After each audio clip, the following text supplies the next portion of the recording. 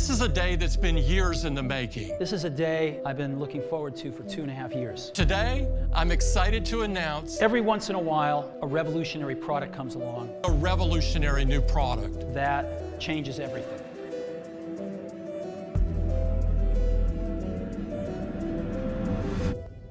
Apple Vision Pro, one of the most fascinating and generation-altering products ever. As game-changing as the first iPhone. A brand new OS, insane connectivity, photorealistic displays, eye tracking, all packed into a powerful yet elegant design. So this is good, right?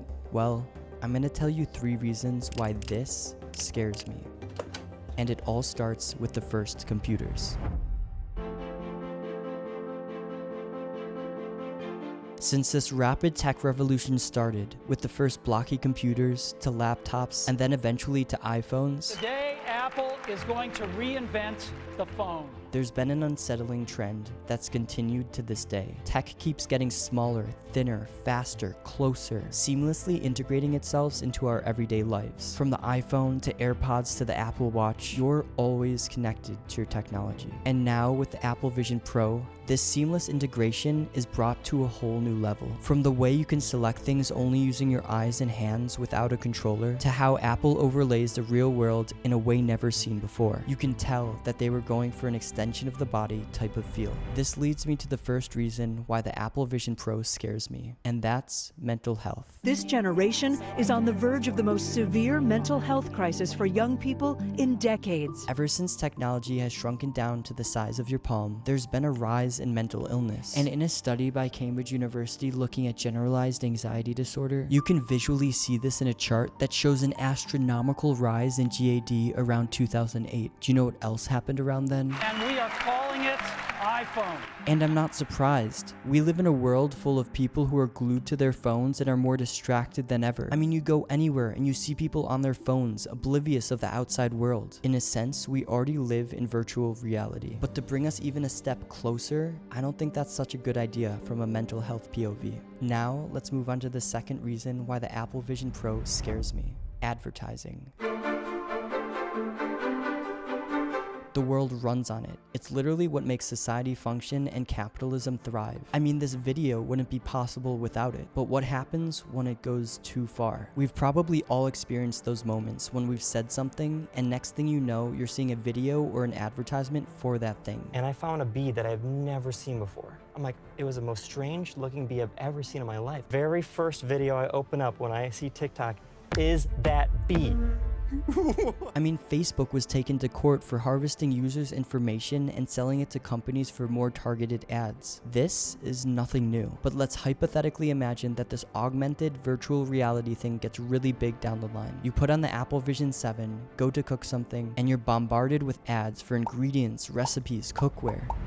Of course, you probably won't be bombarded, but I'm sure advertisers will take advantage of this closeness to your technology to target ads at you. I mean, this tech was literally called a gold rush moment for advertisers by Digiday magazine. But that's not even the scary part. This thing has 12 cameras that can process the world around it. It has insane eye tracking that knows exactly where you're looking. The most impressive thing is the eye tracking. Just tracking exactly where you're looking at. And it has the M2 and R1 chips that are capable of real-time processing of the world around you. This thing is tracking all of the information that advertisers drool at the mouth to get. It knows where you're looking on a web page, for how long, what's around you, what you're saying, your facial expressions. Honestly, it's a bit scary, and not just from an advertisement point of view, but also personal information. I mean, we already have Amazon Alexa sending conversations to contacts. Danielle says her Amazon device in her Portland home recorded a private conversation and sent that recording to a random contact. It was one of these that sent it. And that's just a microphone and a low-end processor. So yeah, this is scary, but the good thing is Apple explicitly said data from cameras and sensors is processed at the system level, and eye input is not shared with Apple, third-party apps, or websites. But will it stay like this forever? Will apps find a way around this? Will Apple harvest the data anyways? I mean, it wouldn't be the first time that a big company breached the trust of their users. We didn't take a broad enough view of our responsibility,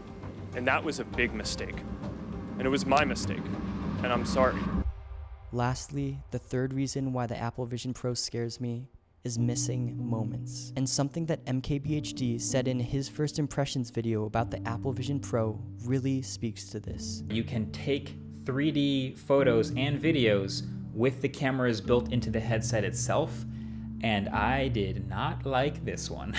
I can't get the image of like the dad at the birthday party with the headset on, just recording things, like walking around. What kind of memory is that for the other people around you? I mean, I know it seems ridiculous that you would be wearing these things at your son's birthday party, but the point I'm trying to make is this immersive technology could isolate you from what life's all about. You put the Apple Vision Pro on and you could miss moments in your life. Sure, you could play them back again and again using Apple's 3D cameras, but you will never have lived it. And I can't help but think back to when I was a kid and when the iPhone wasn't even a thing, when we weren't spending hours and hours a day on these devices, when it was just you experiencing the world without distraction. Those are some of the best memories of my life. And as much as this technology has integrated itself into our lives in helpful ways, truly living and experiencing real life will never be matched. Why do you think national park visitations rose astronomically post-pandemic?